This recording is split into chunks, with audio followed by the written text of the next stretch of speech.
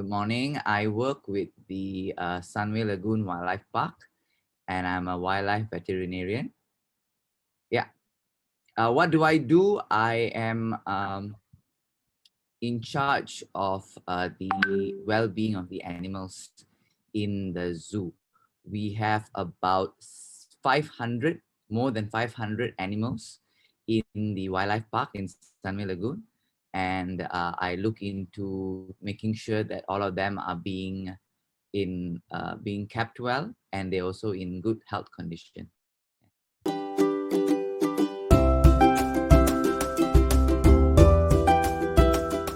After high school, I did my matriculation program. It was for 1 year. I did it under the biology stream.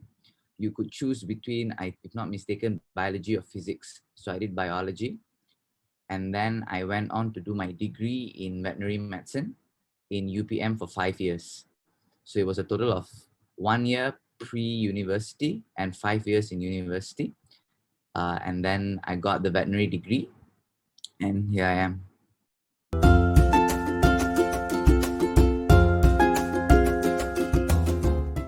Okay, so like I mentioned, it was the degree that I did in veterinary medicine that qualified me to be a veterinary doctor who can practice on animals.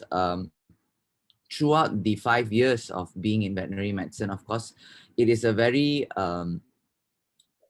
general degree, but as you know, we have a lot of animals, and each types of animals can be different from the other. So you have like primates, you have fish, you have reptiles, or which have different physiology. Therefore, the expertise a bit different. But I had always a tendency towards wildlife. So throughout the 5 years, I was very active in wildlife activities.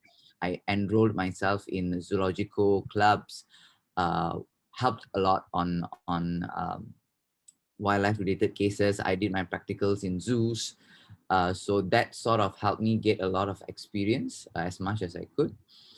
And then after I graduated, I immediately joined the Wildlife Rescue Unit in Sabah.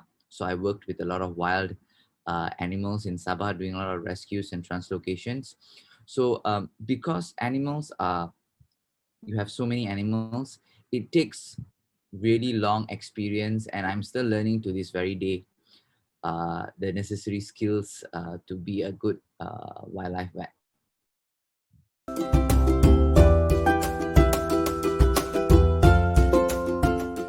Originally, when I finished my degree, of course, I wanted to save a lot of wildlife, and I still, to this very day, still feel the same. However, throughout the years working, I also have realized that captive wildlife, so captive wildlife meaning wildlife that are kept in zoos, are often not given a lot of importance. And I think that now looking back, I would like to help both wild animals as well as wild animals kept in zoos, in captive environments.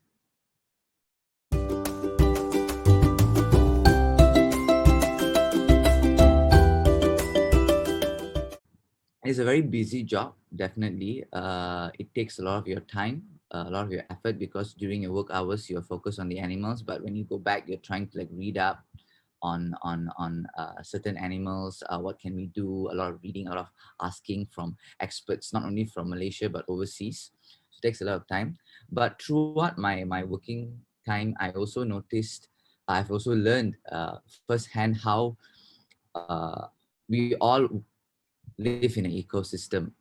Our actions really affect the environment, and the environment at the as an effect affects animals and also us. So the work has also taught me to change my lifestyle to be a bit more sustainable.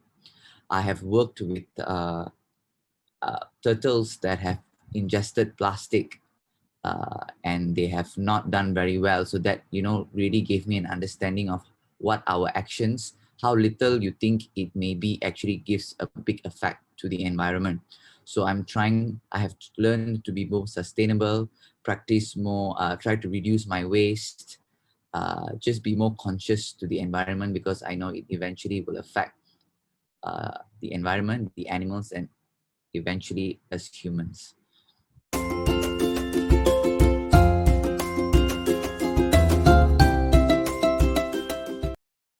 I think what I enjoy the most in my job is when a sick animal, I manage to treat the animal gets better. That is the greatest joy that I have working as a vet.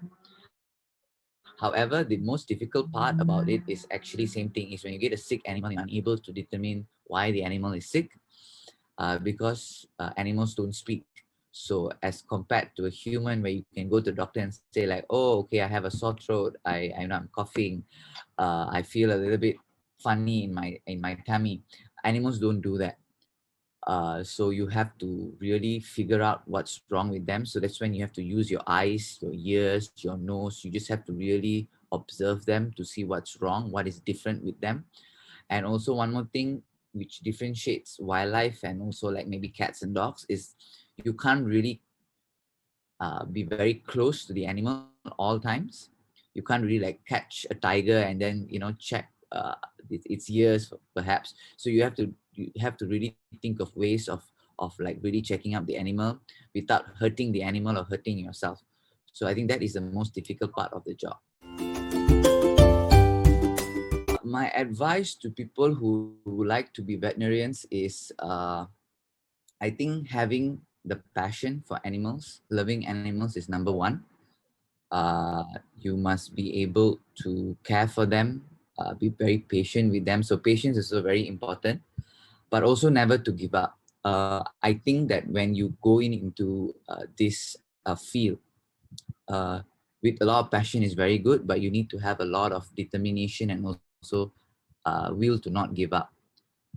So I think that is very important, not only in veterinary, but also when you grow up and choose whatever career you go on into. I think that it's important to like what you want to do, but also never give up. There will be a lot of challenges along the way because you have to work with people who may not have the same opinion or the same beliefs as you, but that should be treated as a challenge and you should not give up. Don't give up your passion. Keep working for what you believe is right.